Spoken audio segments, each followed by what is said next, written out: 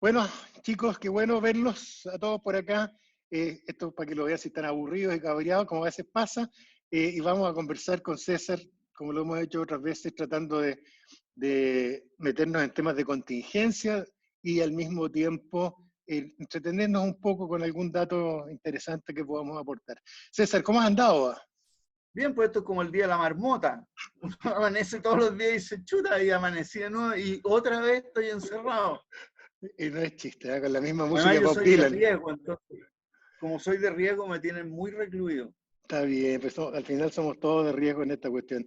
Oye, César, bueno, como uno de los primeros temas que me gustaría escuchar tu opinión y que conversemos, es dejando de lado el tema que además no supera el tema médico, ¿no es cierto? El tema técnico de cómo se contiene esta cosa. Se está instalando el tema de volver a la normalidad o lo más cercano a la normalidad. ¿Cómo ves tú ese tema de empezar a echar a andar un poco la sociedad de vuelta, la economía de vuelta de algún segundo? Eh, ¿Y cómo crees que va a afectar y ha afectado esto a la economía acá? Después te voy a hacer algunas preguntas sobre la economía fuera, internacional, pero ¿cómo ves el tema en Chile de la puesta en marcha de la sociedad y de la economía de vuelta? Mira, no es fácil, ahora que se liberó Las Condes, yo soy director de una AGF que tiene la oficina acá, y me mandaron el mail de cómo se recomienza y es muy detallado, o sea, primero va a ir este con el otro, después este y este y este, los que no tengan auto no vayan porque no queremos que anden ni en bus ni en metro, y eso que es una empresa que es toda telecomunicada y toda Claro. bien tranquila, pero es todo un ceremonial, ¿ah? Todo un ceremonial. Oye, César, ¿cómo ves tú? Porque siempre uno tiende a pensar en las grandes empresas en esta cuestión, con toda razón, porque son fuentes de trabajo, pero ¿cómo ves tú a las pymes, a las chiquititas, a la Mira, gente que tiene sus ahí negocios? ¿Va? oye, mira, ahí no, déjame alargarme un poco, pero aquí tenemos un tema que es práctico y que tiene su raíz en la ley de bancos hecha a la sombra del 82, en Claro. 1985, copia de Hernán Vigi de la ley suiza y de la ley alemana. Esa ley, que es sumamente restrictiva, ha dejado fuera a la pyme y ha dejado fuera a las personas. Con lo cual, se han hecho cargo de la pyme los factoring y las casas comerciales de las personas. ¿Ya? Y esos son los bancos de los pobres hoy día. ¿Ya? El echar a andar un sistema para pymes no bancarizadas, que es el plan de Piñera y compañía con el FOGAPE, qué sé yo, está súper bien financiado, pero con el sistema bancario te va a pasar lo mismo con, eh, que con los respiradores artificiales, digamos. O sea, los Van a bancos no agotar. están preparados para recibir un diluvio de cuestiones. Y te digo, mira, ¿cuánto le cuesta a una persona abrir una cuenta corriente? ¿Ya? Claro. Va a haber Todos lo una hemos cola sufrido. para abrir cuentas corrientes, ya hay Sí. que firmar una Biblia. Aprobada sea la cuenta corriente, vamos a pedir un crédito. Según la ley de bancos, el banco debe conocer a cabalidad a su cliente. Claro. Ahora, conocer a cabalidad una pyme que viene recién llegada es toda una maniobra. Ahí te va a comité de crédito o al sistema que tengan, y ahí tú ya perdiste el rumbo, o sea, es muy difícil repartir aquello. Vas a tener el taco en el mesón, vas a tener el taco en los sistemas y vas a tener un taco en el departamento de riesgo y en cómo hacer el delivery. El gobierno dice que hay solo, no sé, 250.000 pymes bancarizadas y que esas son como casi todas. No es así, no es así. ¿Ya? La mayor parte de las pymes no están bancarizadas y hacia lo que es la política respecto a los factoring, no hay nada concreto aún. Oye, César, pero ¿no crees tú, y aquí mezclando un poco economía con política y conflicto post 18 de octubre y todo el tema, uno de las industrias más golpeadas del punto de vista social, ¿no es cierto?, son los bancos. Porque uno los ve, tú conoces el viejo dicho que te ponen el paraguas cuando hay sol y cuando se pone a llover te lo Claro. quitan. Que hay una cosa como contracíclica rara ahí, naturalmente en lo social de los bancos. ¿No crees tú que este es el momento, después de que han ganado tanta plata como industria en los últimos 30 años? ¿Tú no crees que justamente este es el momento en que los bancos no solo tienen que tomar más riesgos, sino que tienen que jugar un rol social, como toda empresa por lo demás, y buscar aquí apoyar a las empresas chiquititas que están con problemas? Mira, aquí tienes tú el deber político y ciudadano que deberían tener de arriesgar parte de su Eso, capital, ¿no es cierto? eso. Y devolver la mano a un país que les ha dado una legislación óptima, los ayuda cuando puede, el Banco Central no los deja caer, con una cosa muy humana que es la autopreservación. O sea, el banco hoy día está asustado de que se le caigan las empresas grandes, por eso están clamando por ayuda a las empresas grandes, están nerviosos de que se le vayan a ir los depósitos, entonces en esa conjunción de la defensa personal recogen, ¿ya? Recogen. Eh, es difícil convencerlos, yo creo, de actuar en forma contracíclica. Y es una industria súper procíclica que normalmente empeora las cosas. Bueno, Se inventaron los exactamente. bancos centrales y se inventaron una cosa para pacificar el cuento, ¿ah? Pero sigue todavía el espíritu primitivo del banquero de yo tengo que proteger a mis depositantes y yo tengo que proteger a mi capital y yo estoy muy asustado.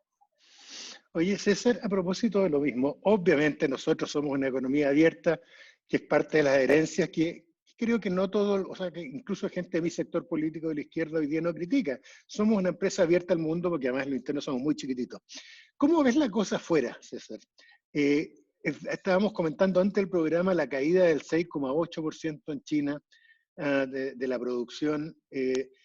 ¿Cómo veis el tema afuera y cómo nos va a impactar a nosotros la crisis afuera? Yo creo que va a impactar de todas maneras, o sea, porque partió China, ¿no es cierto?, que se pega esa feroz caída en el primer trimestre, ahora se empieza a recuperar, ¿ya? Y se está anotando, pero tienes problemas de transporte aún, tienes un problema de una burbuja de petróleo en términos de que como no hay autos, no hay aviones, no hay ninguna cuestión, ahí está el petróleo que se sigue bombeando día a día y hoy día hay partes en Estados Unidos que pagan porque tú te lo lleves, ¿ya? Europa está cerrado, imagínate la industria del vino, la industria de la carne fina.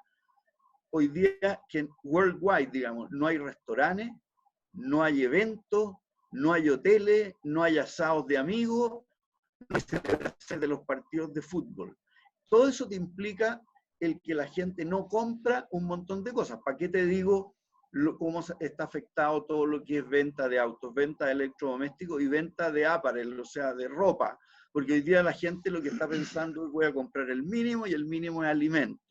En ese sentido es como que nos hemos igualado los ricos con los pobres. Ahora, ¿tú Pero crees? sí, esto Pero va a esta, ser una recesión dura, muy dura.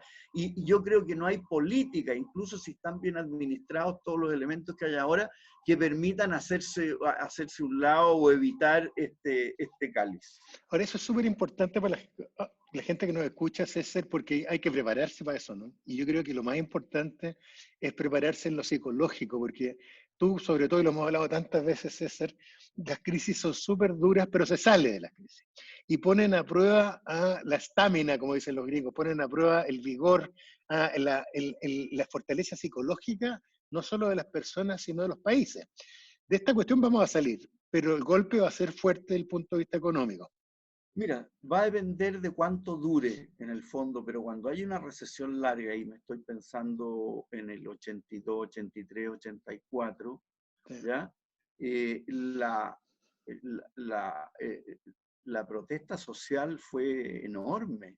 O sea, habían manifestaciones mucho más grandes que las que hay hoy día, con un gobierno militar, con una dictadura y con soldados que disparaban, ¿ya? Que hizo que la dictadura se acabara, entre otras cosas. Lo Sí, que eso es trajo un la tema que dictadura abajo fue eso. claro, se ha ¿Ah? tocado poco ese tema, pero es tal cual a mí que me tocó justo a mi generación vivirlo en caliente y me tocó estar en las protestas, en la calle y todo.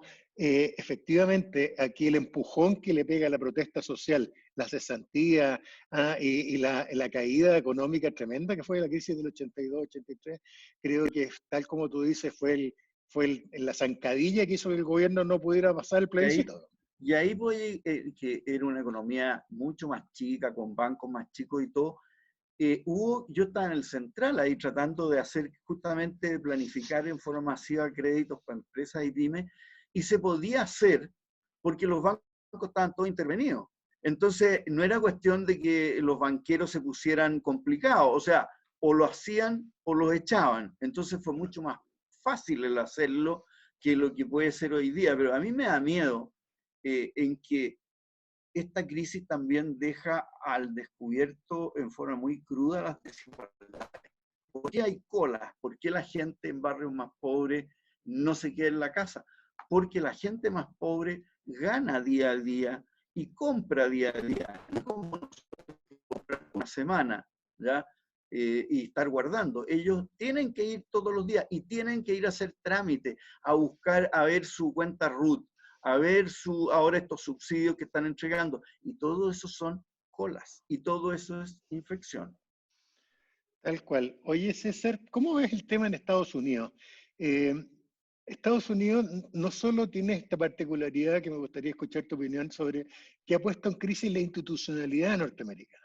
Este hecho que es un país federal y país federal de verdad, ¿no es cierto? En que tiene sus poderosos estados, sus 50 estados y encima una autoridad federal, pero que tiene, Y la tensión constante entre los estados y el claro, gobierno federal, claro, este que país que viene es desde la fundación. de la fundación que es hiper competitivo, aquí los vimos en cosas que son, yo creo que para la historia futura van a ser terribles. Ver a los estados compitiendo con los proveedores, un estado con otro, subiéndose las apuestas para obtener mascarilla y respiradores y todas estas cosas. Pero un país que no tiene sistema de salud centralizado, ¿no es cierto? Y que se nota porque las respuestas han sido completamente distintas de una esquina a otra. Eh, y por otro lado, un país que tiene dos características raras en la política. Uno tiene a Donald Trump con todo lo fuera del sistema que es Donald Trump y la forma como ha enfrentado esta cuestión. Y por otro lado, están en elecciones. Te digo esto porque yo tengo la Y no las han impresión, cambiado. y no las han cambiado. Yo tengo la impresión que obviamente nosotros somos muy interdependientes de Estados Unidos, y no solo en lo económico, en lo cultural. Y desde ese punto de vista, una recesión fuerte en Estados Unidos, sumada a una crisis política en Estados Unidos. Te anticipo cuál es mi pregunta. Si tú crees que aquí van a aguantar el proceso eleccionario, o que aguantaron incluso, tú te acuerdas, en la época de Lincoln, en la guerra de secesión, hicieron una elección, en 1864, pero aquí se ve distinto, ya viene muy polarizado. Entonces, si tú crees que, primero, viene crisis económica en Estados Unidos muy fuerte o no, y dos, si crees que el sistema político va a aguantar o puede producirse alguna crisis mayor. A ver, yo creo que Estados Unidos ha pasado por crisis también súper grandes. O sea, a todos nosotros nos tocó ver a Lyndon Johnson renunciar a su reelección por todo el drama de Vietnam, y que tuvo que dejar al lado su Great Society, que era su plan Precioso el inicial, proyecto ese. se lo comió la guerra, ¿ya? Sí. Pero salieron adelante con bastante problema, y en general ellos han sabido salir adelante bien y reaccionan. De repente Estados Unidos como que se une ante una cosa grande. Lo que yo no sé es si Trump es el hombre que los va a unir en una cuestión común, como fue cuando cayeron las Torres Gemelas y tú ves la reacción del norteamericano, que es potente, patriótica y unitaria, ¿eh? Que también pasa en Chile a veces, ¿ya? Sí, pero lo que pasa es que Trump es al revés, po. Trump es el gran divisor, po, el que divide y todo el tiempo está dividiendo el país. Entonces, por eso yo me imagino que él va a hacer la campaña igual que lo ha hecho siempre, que separando al país, atacando a los inmigrantes, atacando, ¿no es cierto?, a los demócratas en forma muy brutal, en vez de unirlo. Entonces, ¿tú crees que va a aguantar el sistema político ya? Es súper difícil. O sea, Trump sigue el consejo que daba Néstor Kirchner, que era provoca ¿cómo se llama? El conflicto de poder, ¿ya? Que es una forma muy maligna de ejercerlo. Pero yo tengo fe en Estados Unidos igual. Yo tengo fe, yo creo que al final van a salir relativamente bien parados. Yo no sé cómo les han dado el tema de la salud, si es por un problema de propiamente la salud privada o si es un problema simplemente de que todos salieron y todos se contagiaron y Nueva York y Miami son ciudades internacionales, apelotonadas, y que uno dice, ¿dónde pudo haber pasado más? Ahí. ¿Ah? Fíjate que aquí con el sector privado aquel ministro llegó y de un plumazo dijo, saben que aquí vamos a unificar el sector privado con el público y Así ustedes es. me reciben al que sea.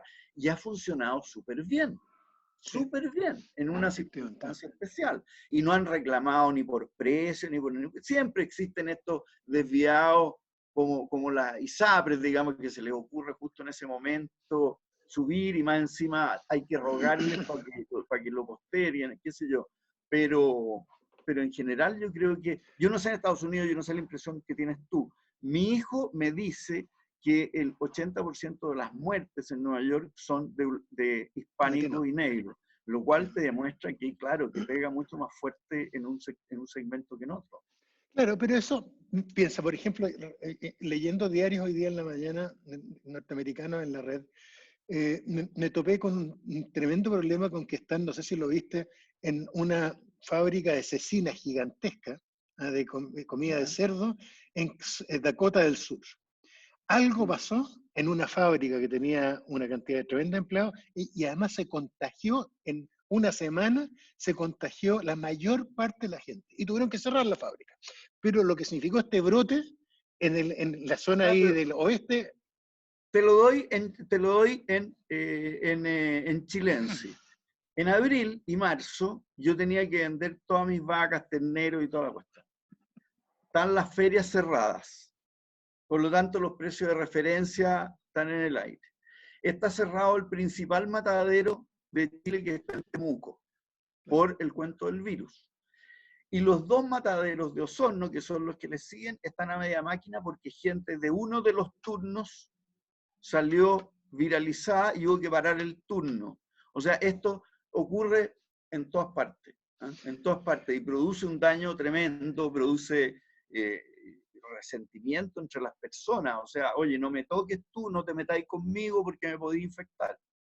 sí, hay un tema también paralelo a todo esto que impacta a Estados Unidos y Chile, César, y que es el tema de este temor que a uno le flota, que está en el cine, en la literatura y en la historia, de que cuando tú estresas mucho una sociedad y tienes problemas de liderazgo, una alternativa es que te vayas a unificarte, ¿no es cierto? Lo que pasó después del 11 de septiembre del 2001 en Estados Unidos, o lo que pasa en Chile con los terremotos, ¿no es cierto? Es que Claro. nos teletonizamos, ¿no es cierto? Y empujamos todo el carro. Pero esa es una de las variantes humanas. La otra variante humana es la disrupción, ¿no es cierto? Es El el, populismo. el populismo Claro. y que surja violencia social. Y hay un temor que yo quiero que enfrentemos en la conversa porque creo que estas cosas hay que conversarlas y no dejarlas ahí ocultas porque generan angustia. Uno de los temores que hay es que, tanto en Estados Unidos como en Chile, que si sumas a la angustia y el encierro y las tensiones, tú has visto los incidentes que relatan en redes sociales de gente que, no sé, pues desde un guardia que le pegaron el otro día, un guardia que le pegó a un haitiano que se supone que estaba en cuarentena y le pegó una patada en el poto a la pasada, a increpar gente en público que anda sin máscara, en fin, se nota cierto nivel de ansiedad y violencia, pero que si uno a la crisis de la pandemia le agrega una crisis económica muy fuerte, con cesantía, en un país por lo menos como Chile, en que tenemos una crisis de liderazgo que está a la vista, digamos. O sea, ¿no es cierto? En mi sector político, imagínate lo que pasó en la Cámara de Diputados con la centroizquierda, que es ya, pero la sensación literalmente ya no como metáfora o analogía de caos en la centroizquierda, pero con cero liderazgo que surgió en mi sector político para enfrentar esto de alguna manera, apoyando al gobierno junto con la derecha y empujando todo en la misma dirección.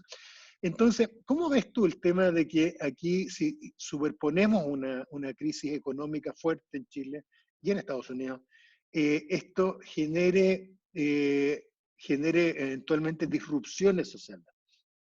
Yo creo que, mira, yo sigo una cuestión que mi amigo, el doctor Caponi, que en paz descanse, cuando estaba la crisis del salmón, nos hizo una charla que fue interesantísima, que partía mostrando un cerebro. Entonces decía, este es el tamaño de un cerebro. Después se achicaba y decía, este es el cerebro durante una crisis. ¿Ya?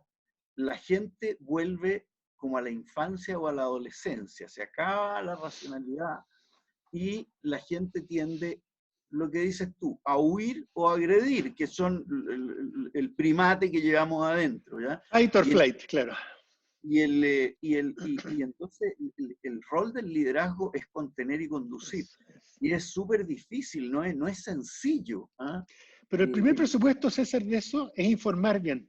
Yo creo que una de las cosas que genera angustia, por lo tanto puede generar violencia y desorden, es el tema de sentir que no te están contando todo. Entonces, yo creo que esto que estamos haciendo nosotros lo debiera estar haciendo la autoridad. La autoridad debería tener una parte del cerebro preocupada en el manejo de la crisis, el ministro de Salud, ¿no es cierto?, las pymes, etcétera, pero tiene que tener otra parte del cerebro preocupado en qué va a estar Chile en 45 días o en 60 días.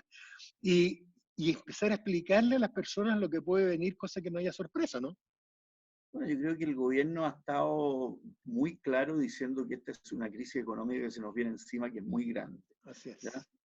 Y lo que te impide un poco la uniformidad, porque hoy día más que los senadores y diputados los que la llevan son los alcaldes, es también como lo que les pasa a los bancos. O sea, yo quiero que me cuarentenen mi comuna, porque yo no quiero que me... ¿ya? Y una vez que tú la cuarentena, viene el grito, oiga, es que usted me la cuarentenó y ahora la gente no puede salir ni a comprar ni a trabajar. Entonces, ¿sabe qué? Deme plata. Claro. Entonces es un tema súper difícil de trabajar y que es muy centrípeto. ¿Ah? Exactamente. Que todos empujen para el mismo lado, pero no es fácil. No es fácil. Y no digamos que en este gobierno hay liderazgos carismáticos especialmente buenos. Sí, pero por eso te digo, creo que lamentablemente algo pasó, algo entrópico pasó en la sociedad chilena a nivel político, porque siempre, fíjate, en los últimos, incluyendo antes del golpe de Estado, pronto voy a tirar los últimos 60 años de la política chilena, tenías momentos con la derecha más fuerte y la centroizquierda más débil, después momentos con la derecha más débil y con la centroizquierda más fuerte, pero siempre se compensaba. Pero a mí, por lo menos en mis casi 60 años de vida, no me había tocado ver nunca una falta de liderazgo global. Que no es la izquierda o la DC la que está mal, sino que es global. Entonces, yo espero que surjan liderazgos nuevos ahora de donde sea, porque... Es difícil, Juan Pablo, lo que tú dices de la izquierda, porque en la izquierda no se han ayornado como tú lo has hecho. O sea, todavía hay una nostalgia por el Estado Grande, hay una nostalgia por Fidel Castro, y en los cabros más jóvenes que han llegado hay un cierto infantilismo también respecto a las cosas, una forma de actuar, de llegar y pedir cosas y exigir cosas, y no siempre es lo mismo. Está muy dividida, o sea, hay como cuántas izquierdas hoy en día. Sí, pues ese es parte del problema, por eso te digo que es la entropía, es la fragmentación. Uno tiende a imaginar por las historias de vida de uno, tanto en la derecha como en la izquierda, que hay situaciones sociales que rompen el desorden social, la entropía, y vuelcan la fuerza hacia adentro y empujan hacia adelante. Es raro un momento en el cual en mi sector, en la centroizquierda y en la izquierda, aparezca esto que acaba de pasar recién en la Cámara de Diputados. Es una cuestión media loca, la yo, César. En los momentos en que necesitamos, y todo el mundo necesita sentir orden, contención, como decís tú, que en la centroizquierda se haya producido, por un lado, esta tontera y este empecinamiento de la DC de poner un candidato a presidente de la Cámara de Diputados que no producía consenso, al revés.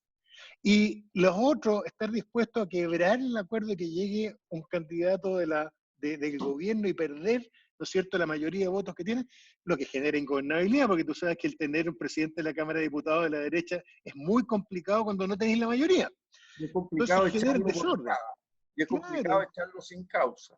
Claro, Pero entonces, es que la democracia cristiana también está rota. O sea, tú tienes a Chaín haciendo lo que puede, tenés por un lado a la Yasna Proboste que odia a la derecha porque la excluyeron, la sacaron, ¿ya? Y otros más. Y por otro lado tienes gente que es súper razonable, como los Foxley, los más tradicionales. Entonces tampoco hay una democracia cristiana fácil de ordenar, ni tampoco ellos tienen un líder. O sea, Chaín, no me digáis que es un líder carismático como lo que tuvieron a Frey, a Tomic, o incluso a el mismo Elwin. Elwin. Se les acabó esa cuestión, y a los que podrían haber sido líderes buenos lo empujaron para afuera. Entonces tú tienes un tironeo permanente, o sea, lo que dice ponte tú un diputado como el de San Carlos, ponte tú, que vota con la derecha todo el tiempo, y lo que dice el diputado Torres, que vota todo el tiempo en contra, son visiones súper contrapuestas. Ellos no dominan a su bancada. Y el Frente Amplio es un conglomerado heterogéneo. El Partido Socialista está partido en dos. El No, ha partido, perdido el mucha único gente, ¿no? el Partido Comunista no, que sigue firme. Pero, El claro, Partido pero con muy Radical, poca capacidad de contención social, el PC. Entonces, mira, yo tengo la impresión, César, voy a decir una cosa que es un lugar común, la obviedad misma, pero que en este momento que vivimos en el país se requiere, a propósito de los terremotos, ¿no es cierto?, de la Teletón y todas estas cosas, estamos en una crisis, se avecina, todavía no hemos llegado a lo peor de la crisis, se no, avecina, claro. Hoy día estamos como finales de 1981, ¿ya? exacto, esta se viene. O 1996, cuando Aninal nos decía que la crisis asiática no iba a llegar. Me va a llegar, exactamente, ¿no? Pero lo que estaba diciendo, que iba a plantear un lugar común, obvio, pero que se olvida, parece en la agenda política, César, y es que para retomar la agenda de la derecha, desde luego para retomar la gente, los que somos de izquierda, para discutir la nueva constitución, tenemos que tener un país que circule y que funcione. Y tenemos que tener a la señora del almacén de la esquina sobreviviendo y a las grandes empresas sobreviviendo, etcétera.